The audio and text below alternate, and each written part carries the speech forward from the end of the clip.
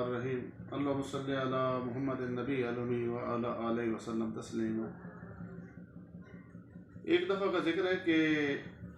مولا علی کرم اللہ وجہ الکریم کی تلوار چوری ہو گئی، تو آپ رضی اللہ تعالیٰ عنہ اس وقت خلیفہ وقت ہیں، حاکم ہیں، تو آپ رضی اللہ تعالیٰ عنہ نے اپنا کیس عدالت تک پہنچایا، قاضی کے پاس لے گئے۔ جب آپ رضی اللہ تعالیٰ عنہ قاضی کے پاس پیش ہوئے تو قاضی تعظیماً اٹھ کھڑا ہوا، تو آپ رضی اللہ تعالیٰ نے ارشاد فرمایا کہ تم میری تعظیم میں کھڑے ہو گئے، آپ سے انصاف کی توقع نہیں رہی، لہٰذا آپ کو اس عہدے سے برخاست کیا جاتا ہے۔ اور اس طرح ایک نیا قاضی اپائنٹ کیا گیا۔ دوبارہ جب پیشی ہوئی تو آپ رضی اللہ تعالیٰ عنہ اور ایک یہودی جس کے اوپر آپ رضی اللہ تعالیٰ نے الزام لگایا تھا کہ اس نے میری تلوار چوری کی ہے، دونوں پیش ہو گئے۔ تو قاضی نے مولا علی کرم اللہ وجہ الکریم سے پوچھا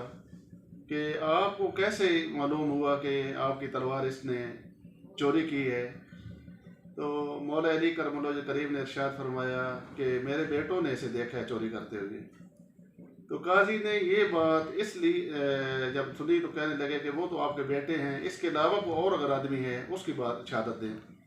تو آپ نے ارشاد فرمایا کہ اور تو کوئی نہیں، یہ بیٹے ہی ہیں۔ تو انہوں نے قاضی نے یہ فرمایا کہ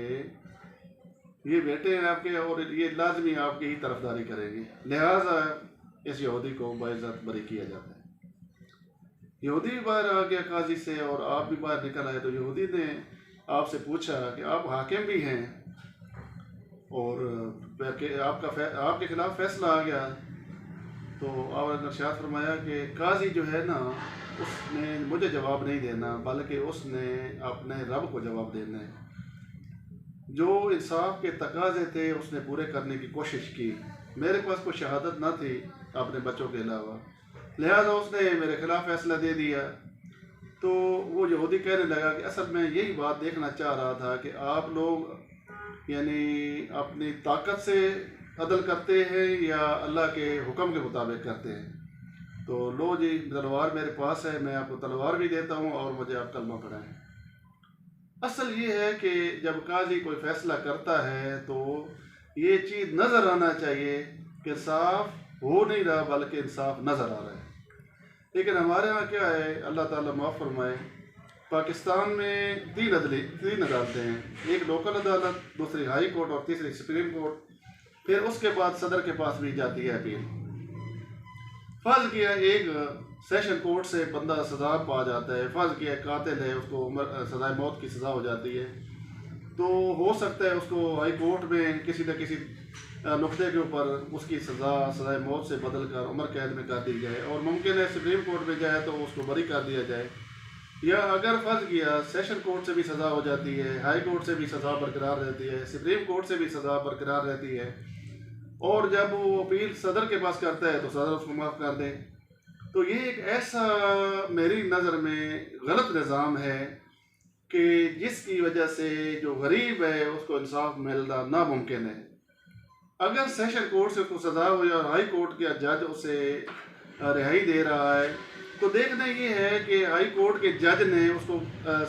سیشن کورٹ کے جج نے اس کو کس بیس کے اوپر سزا دی، اور اگر اس سیشن کورٹ کے جج نے اسے غلط سزا دی تو ہونا یہ چاہیے کہ اس کے خلاف کارروائی ہونا چاہیے، یا پھر اگر سیشن کورٹ والا برقرار رکھتا ہے، ہائی کورٹ والے برقرار رکھتا ہے اور سپریم کورٹ والا اس کو رہائی دے دیتا ہے، تو پھر ان دونوں ججوں کے خلاف بھی سوچنا چاہیے کہ ایک آدمی بے گناہ اتنا عرصہ کیوں جیل میں رہا، یا پھر یہ تینیں عدالتیں اس کو اگر مجرم قرار دیتی ہیں تو یہ صدر کے پاس اختیار ہے کہ ان تینوں عدالتوں کے فیصلوں کو رد کرنے کا اختیار اس کے پاس ہے۔ یہ کہاں کا ہے؟ میرے خیال میں تو یہ جنگل کا قانون ہے۔ ہونا تو یہ چاہیے کہ جو سزا سیشن کورٹ سے ہوئی اس کو بڑا تحقیق کے ساتھ اور اسی کے اوپر عمل درآمد ہو جانا، اس کے بعد اس کو کے پاس کوئی اپیل کا حق نہیں ہونا چاہیے اور اس کا فیصلہ جلد کر دینا چاہیے۔ لیکن ہماری بدقسمتی یہ ہے کہ فرض کیا ایک آدمی کو عمر قید کی سزا ہو جاتی ہے اور عموماً لڑائی جھگڑے نوجوانی کی عمر میں ہوتے ہیں، ہوگا کیا، وہ تقریباً 20 سال نہ اپنی جوانی اور وہ ساری کی ساری جیل میں گزار دے گا۔ مقتول کے بیٹے اس وقت تک جوان ہو چکے ہوں گے، اور جب وہ بندہ سزا کاٹ کے واپس گھر آئے گا تو پھر لوگ ان بچوں کو اشتعال دلائیں گے کہ تمہارے باپ کا قاتل تو آ گیا. پھر وہ کیا کریں گے؟ اس کو قتل کر دیں گے، پھر وہ جیل میں چلا جائے گا. اگر اس آدمی کو سزا مل جاتی تو کم از کم وہ جو بچے تھے ان کے اندر وہ انتقام کی آگ نہ بڑھتی. یہ میری درخواست ہے عدلیہ سے بھی، حکومت سے بھی، اور جو بھی اس معاملے میں اپنا کردار ادا کر سکتا ہے کہ انصاف کے تقاضے ایسے ہونے چاہیے، امیر کے لیے الگ، غریب کے لیے الگ، طاقتور کے لیے الگ. اور دوسرا یہ ہے جو ہمارے وکیل بھائی ہیں، اللہ پاک خاص رحم فرمائے، کہ بعض اوقات اس طرح ہوتا ہے کہ وکیل یعنی کسی نہ کسی نقطے کے اوپر اس کی کوشش ہوتی ہے کہ میں نے اس کو بری کروانا ہے. حالانکہ وکیل کو یہ سوچنا چاہیے اگر وہ بندہ ایک قاتل کی سپورٹ کر رہا ہے اور قاتل کو رہائی دلوانے کے لیے ایڑی چوٹی کا زور لگا رہا ہے، دلائل دے رہا ہے، قانون نکال رہا ہے نئے نئے،